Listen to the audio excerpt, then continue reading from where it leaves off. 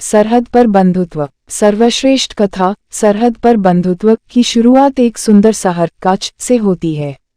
वहां दो छोटे दोस्त रामेश और सलीम अपनी मासूम दोस्ती को जी रहे थे।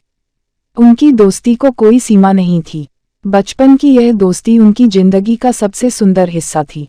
दोनों के परिवार अलग अलग धर्मों के थे, लेकिन उनके बीच कभी कोई बैर नहीं था। समय बीतता गया और वे दोनों बड़े हो गए।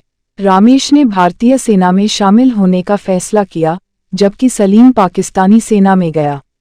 वे दोनों अब अपनी देशभक्ति के लिए जाने जाते थे। दोस्ती और देशभक्ति के बीच बैलेंस करने की चुनौती थी। एक दिन युद्ध के दौरान उन्हें समझ में आया कि वे एक दूसरे के खिलाफ लड़ रहे हैं, परंतु उनकी दोस्ती उनकी देशभक्ति से कम नहीं थी। युद्ध के बीच में उन्होंने अपनी दोस्ती की याद की और एक दूसरे की मदद की। उन्होंने देखा कि उनकी दोस्ती का बंधन किसी भी राष्ट्रीय सीमा से महत्वपूर्ण है।